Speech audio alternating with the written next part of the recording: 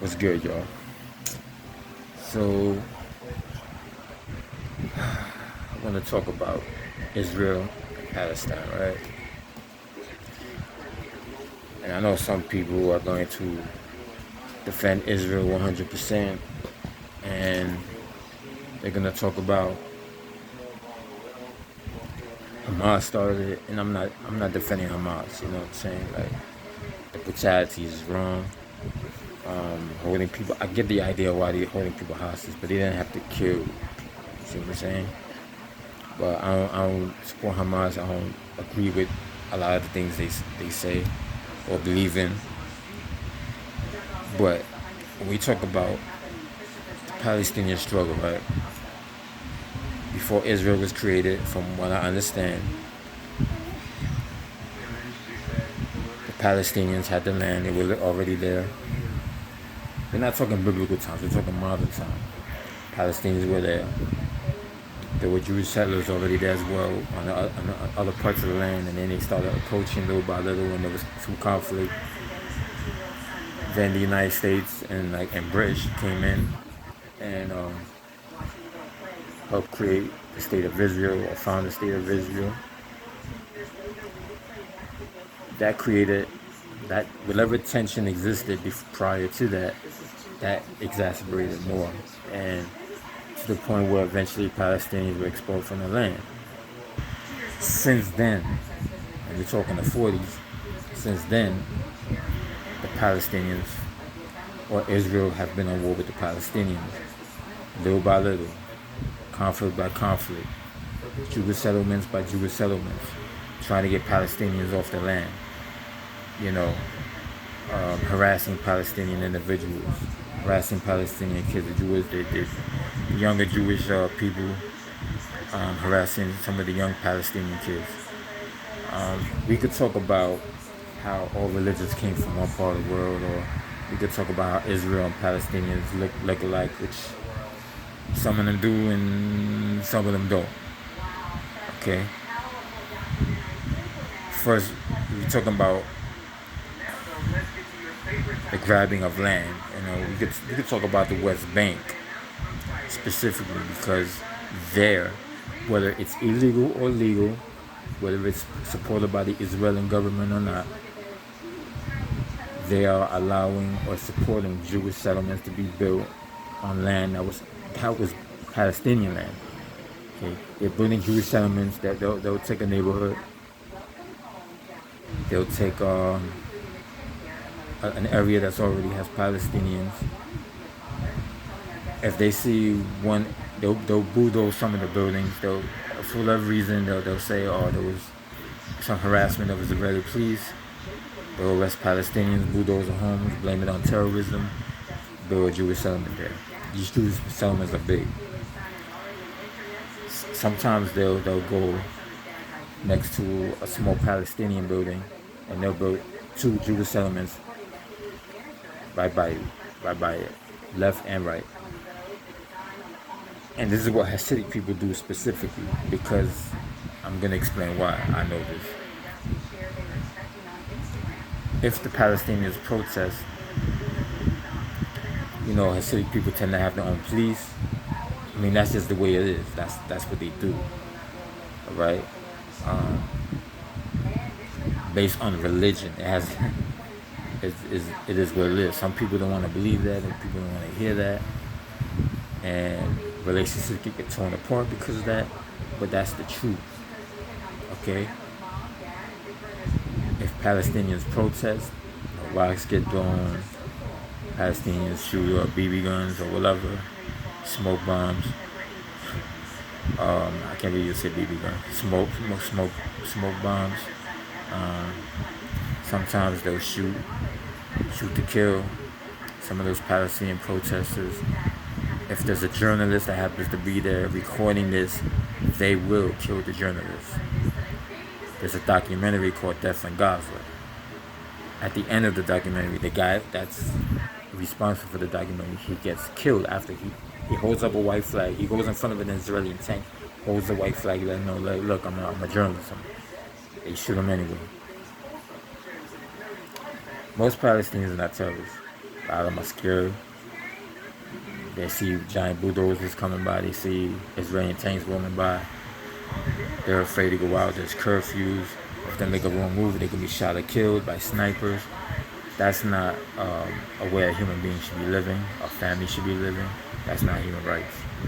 And I'm seeing this over and over again.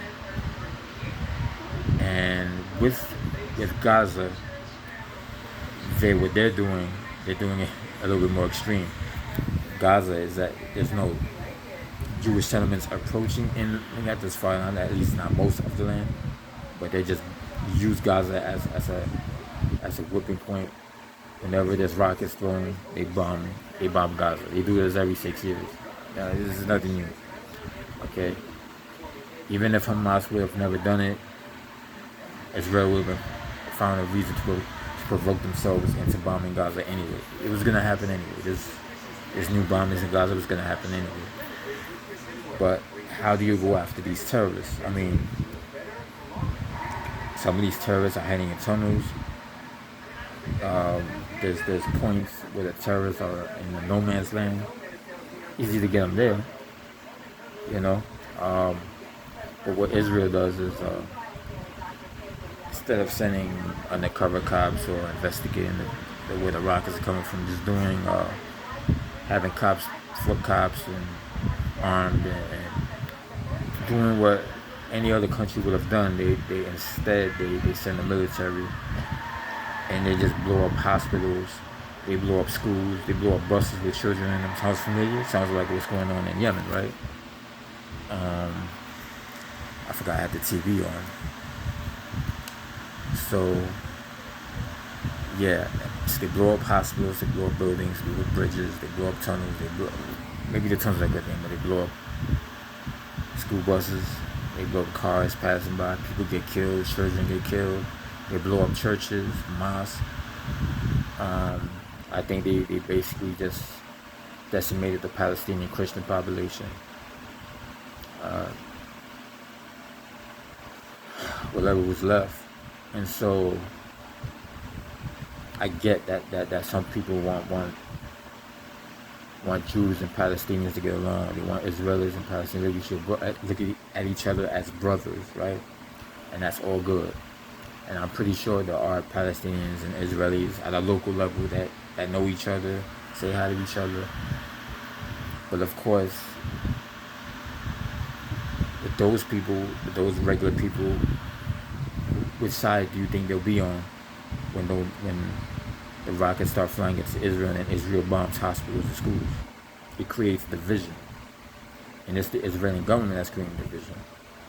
Now, we can talk all this peace talk, and we can talk about they're all the same. That's very spiritual, but in reality, that's very naive. Because Netanyahu and the Likud party does not look at Palestinians as brothers. That's anybody can see that from a mile away. Now, if you want to pay attention to that, and you want to have your own space and believe what you want to believe, that's fine. But best believe that Netanyahu and the Likud party and the Mossad and the IDF does not look at Palestinians as brothers and sisters. You know what I'm saying? Or else they wouldn't be bombing hospitals. They wouldn't be bombing schools with children. They wouldn't be bombing mosques and churches, right? I mean, many of the Americans that go to visit Israel are, at least the religious ones, are Christian, right? So you see a connect.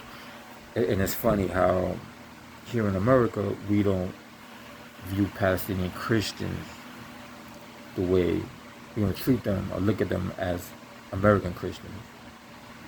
Right? But we say we know what Israel's going to do because we're just like Israel. And an empire sense, yes.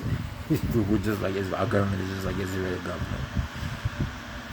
But I have no relation. Most of our lifestyles, as far as secular Americans like me, we don't live like Jewish people, specifically Hasidic people. So you have the problem, and this is not anti-Semitic. This is because not all Jewish people support what Israel is doing.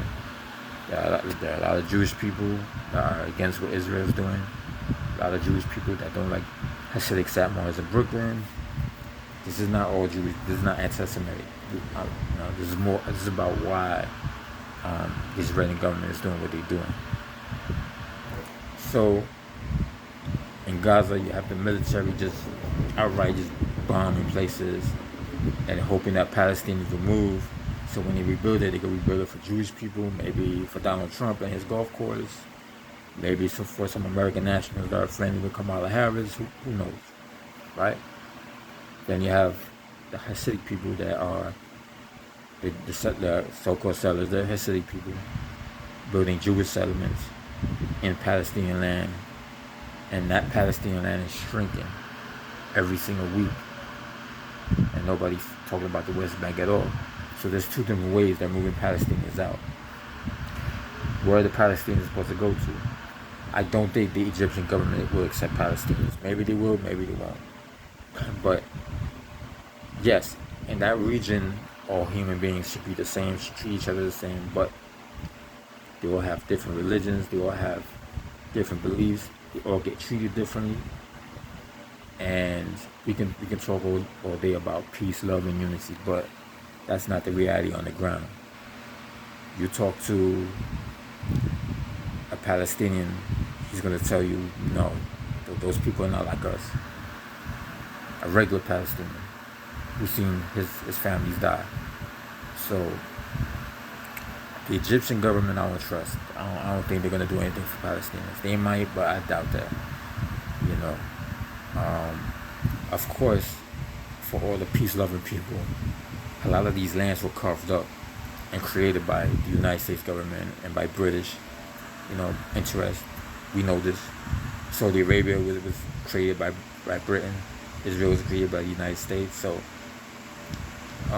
the Middle East is basically an investment for the empires of America, British, French, maybe German, maybe China, because we do have a secret relationship with China. We don't like to admit that, but we do. And I'm talking about the government. I'm talking about the people. And so the Middle East, since the United States and Britain created the modern Middle East, the Middle East is an investment, And the reason why we don't like Iran is because they don't like us. They don't want to do business with us.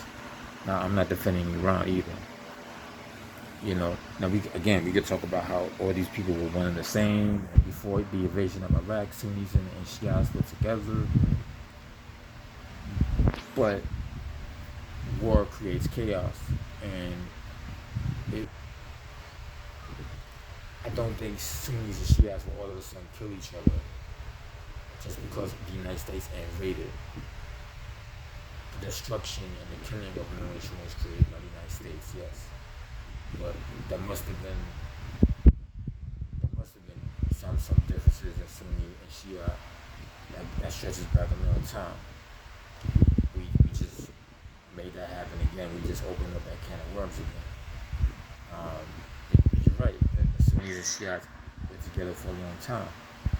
But we have to look at the reality of war, of how the Middle East was carved up, and how the Middle East is now, for many centuries now, for many decades, has been an investment for the U.S. government, the British government, French maybe, German maybe, China maybe.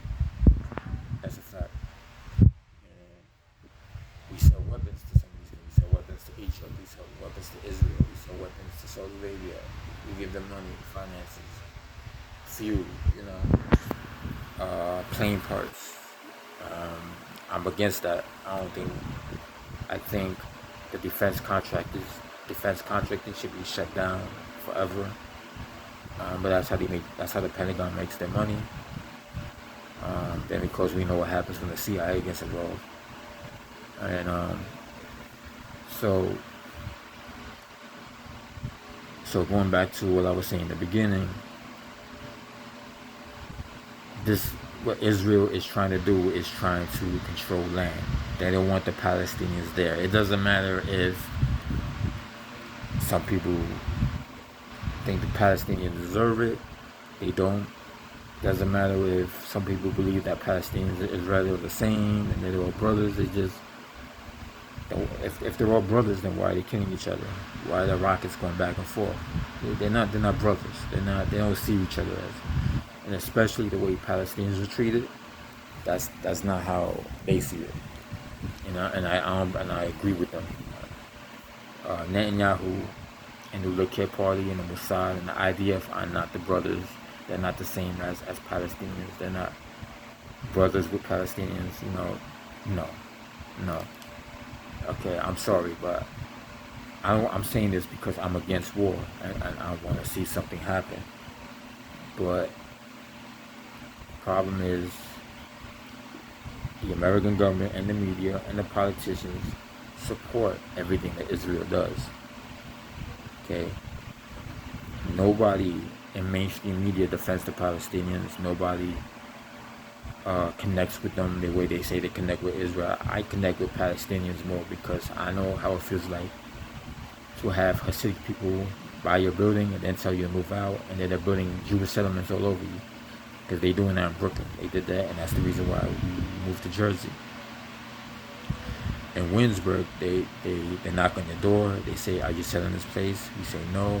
You say, they try to convince you, but then eventually the owner of the building sells it to Hasidic people, and then they try to move you out. They try to give you a bribe, but really it's a bribe. They tell you how much money you want. Technically, that's illegal. Hasidic landlords are doing this all over Brooklyn, but in that part of Brooklyn especially, in Williamsburg. And they took down the gas station across the street from us. They took down the auto shop that my mother's cousin used to work in. All that is now Jewish settlements, and that's what they are: Jewish settlements or Jewish divisions. They're all for Hasidic people. As you know, Hasidic people tend to have lots of kids. 10 to 20 kids. I think they do that for, what's the word they use? I know in general it's because of the Holocaust and they want to make sure there's enough of them. But that's not the word that one of the Hasidic people told us. It was because my stepfather looked at that picture and he was like, "Yeah, that's a lot of kids." And he was like, "Yeah, legacy." That's the word he used. He says, "Yeah, that's for legacy." So the reason why they have lots of kids is for legacy. It's a religious thing, And and so when Hasidic people do that, when they buy property, they buy land, convince people to move out or force people to move out, they're automatically creating division. They're automatically creating division, and I don't understand why. I mean, we as people of color, we see that right away. But why other New Yorkers and don't see it that way? You know what I'm saying? I met this female on Facebook.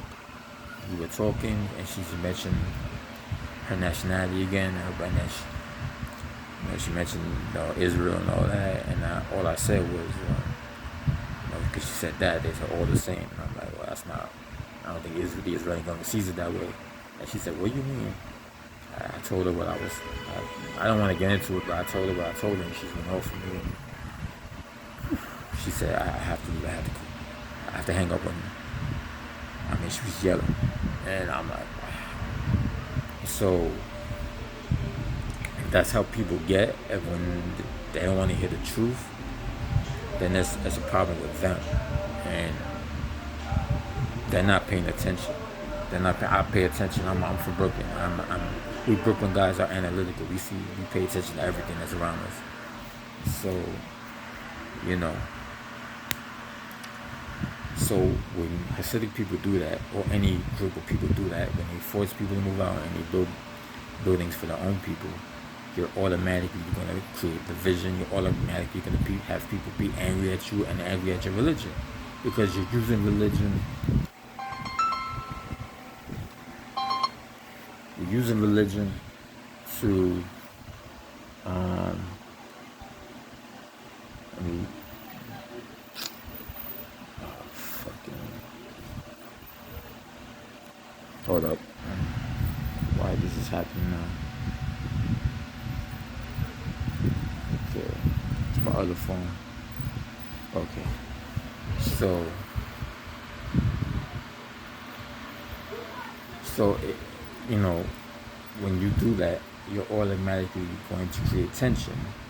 When Israel does that over and over and over again, you know, I think that's the chick trying to hit me back up.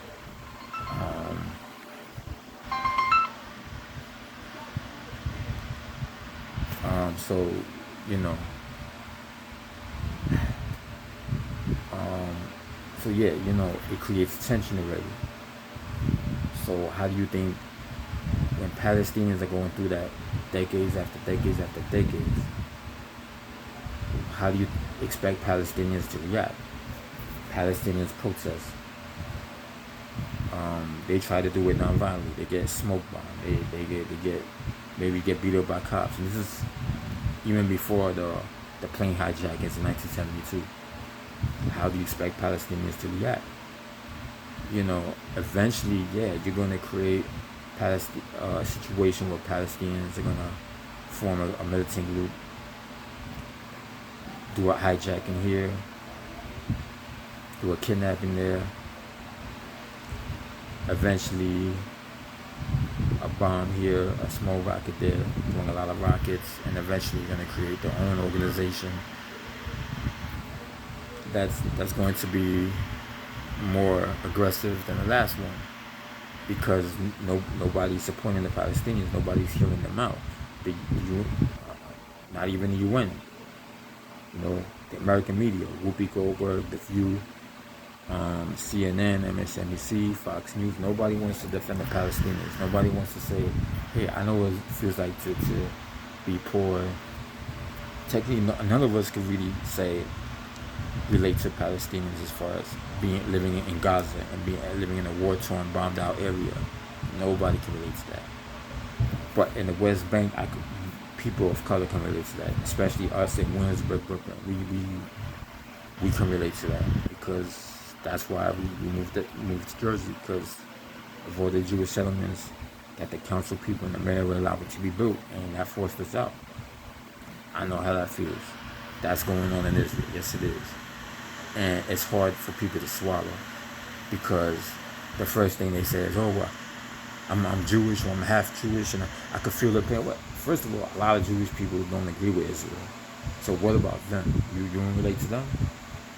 And how come you don't relate to Palestinians? How come you don't relate to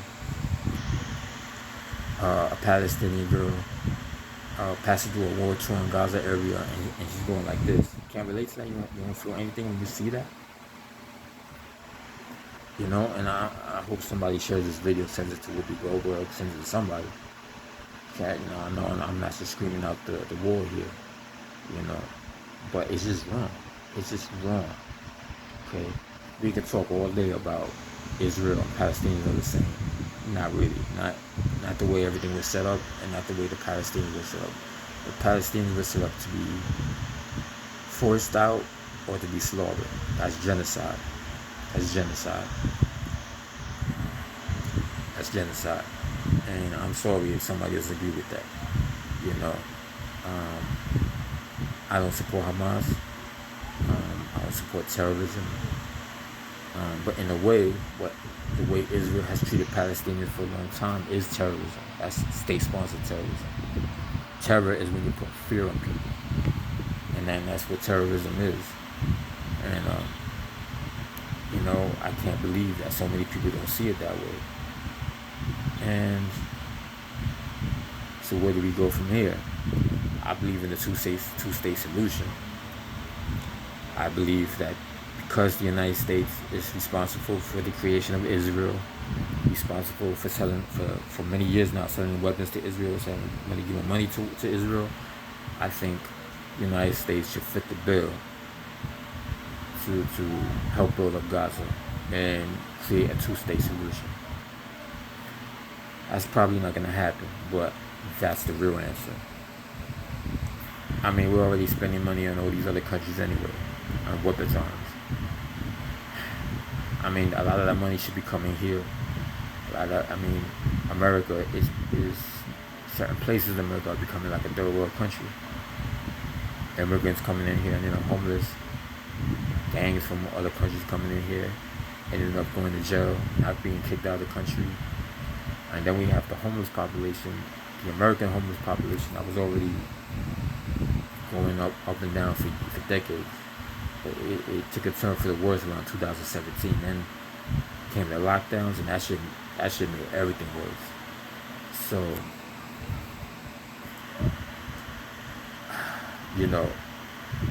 but, and in a way, forced Netanyahu to help build back up Gaza and the West Bank, and help build at Palestinians and tear down the wall, tear down the Gaza wall. If he refuses to do that, this is the one time I actually agree with this. Maybe they should remove him. The United States should remove a leader. if it's one leader that the United States should remove, it is Netanyahu, and replace and then call for an emergency election, and then let the Jewish people decide, because there's a lot of Jewish people over there that don't like Netanyahu, and and that's the only answer. I mean, if that ever happens, because at the end of the day, I also see not seeing any Palestinians at all in that area, and a lot of them becoming refugees into Egypt, maybe Jordan, depending on which way they could go. I definitely, the more, I hate to say this, I think what's going to happen is eventually the Palestinians are going to become refugees, and they're going to end up in other countries, and also with Syria, because the Golan Heights belongs to Syria, but yet Israel took it. So a lot of Jewish settlements there. Syrians, I'm pretty sure, were forced to move out. The media never brings it up.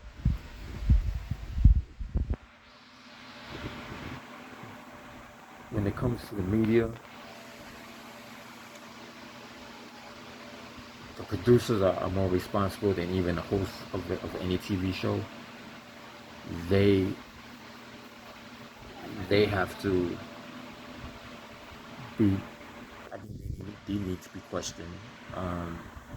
A lot of producers don't like being in front of the camera because they're the producer. I think maybe put them in the spotlight. Let's name some of the producers of the major networks like ABC, NBC. Put them in the spotlight.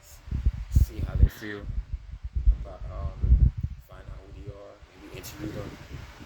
The producers of The View, producers of specific shows like The View. Put them in the spotlight, and let's put them in this feet to the fire on them. For not allowing a pro-Palestinian or Palestinian American to be interviewed the same way they have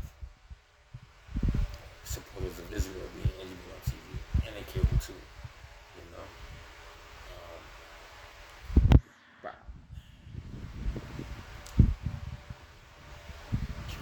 we can protest all you want. I've done that, and most of the time it doesn't work. I protest against the war on terror. That didn't stop the United States from selling arms to Saudi Arabia. So, I definitely, the more plausible future that I see in this war between Israel and Palestine, this long war, this on and off again war since the 1940s, is Palestinians are going to end up becoming refugees. I know some of them are going to, they've already done it. I'm going to say, no, I'd rather die than to be a refugee. I think suicide bombings are evil.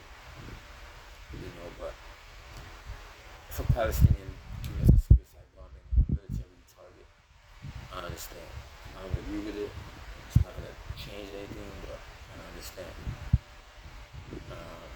But it's not like the media has gone into Palestinian neighborhoods they feel like human face on the Palestinians that are not Hamas. You know, uh, not even Palestinian Christians have ever been interviewed in mainstream media here in the United States. Like that's crazy. So I think the United States wants Palestinians to be refugees, so that way they can that rest of the land can go to Israel, and then politicians and people that fund Kamala Harris and Donald Trump can do business there. Donald Trump can build his golf courses there. That's what I see happening. I'm not a supporter of Robert Kennedy Jr. anymore. He's supporting Trump now, and he also supports Israel 100%. Although he did say that he's against Netanyahu and the kill party, but he doesn't seem to think that what's happening to the Palestinians is genocide. So this whole theater, political theater that you see on TV, that means nothing to me. It means nothing to me. Because these are the same people that don't want to give reparations to African Americans in this country, don't want to have a Marshall Plan for poor people in general, poor people of color in general in this country, and a Marshall Plan for poor people in general. You know what I'm saying? Like, these are people that support gentrification, that are friends with mayors that build tall condos and rich forces, mostly people of color and poor people to move out, and the elderly to move out. That's happening all over New York City and all over the country in major cities. I don't expect these people to do anything. It does not matter. It does not matter if Trump or Harris is president. That's not going to change nothing. Okay? So, but nobody wants to vote for Cornel West. Nobody wants to. I'm not voting for him. I can't vote for Trump or Harris. But, this is what I feel, and this is factual. It's genocide.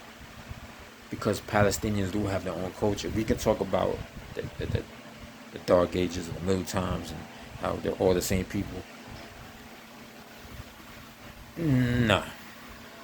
When you go through struggle and one side is oppressing the other side is going to have their own culture and their own way of thinking, their own way of life, and their own way of moving around. So it's a different culture. Palestinians are not like Israelis, and Israelis are not like Palestinians. In Israel, a lot of Israelis don't seem to care about Palestinians, what they go through. All they care about is protesting, how they can put food on the table for their families. Well, what about the Palestinians that have no homes to go to? What about them? Where do they go? So the only answer they usually give is, well, once upon a time, this land belonged to the Jews. So that's not an answer. That's an excuse for genocide. And so that's what I gotta say about that, And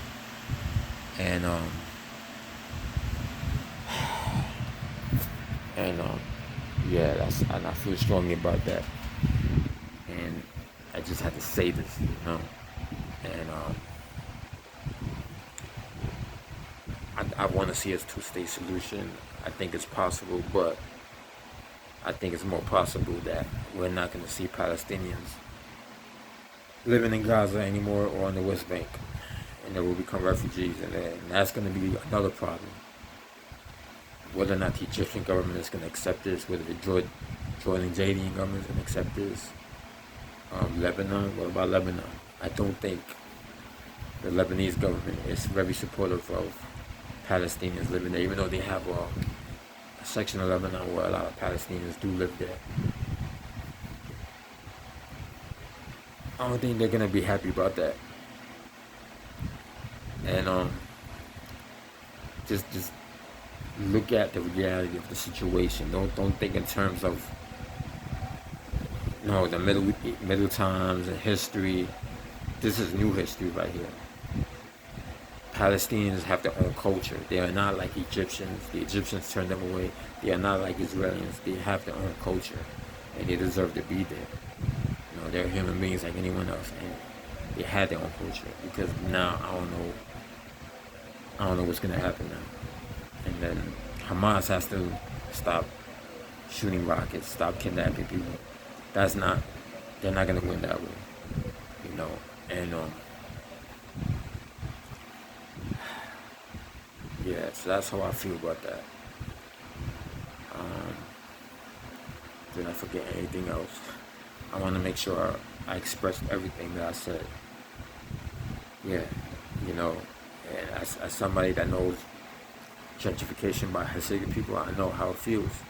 I kind of know how it feels to be a Palestinian in the West Bank, but nobody can understand what a Palestinian is going through in Gaza.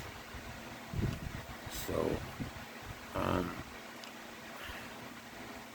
and I know that's a very bleak future, a very bleak thing that I'm saying, but it's just the truth.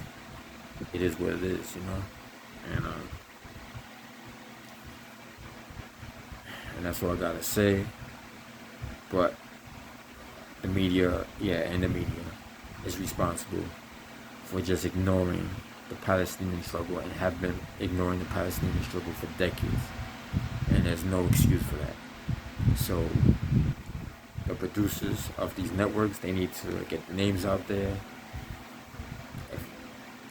You know, uh, yeah, I think I said everything. And that's it. Peace. Hopefully, peace here.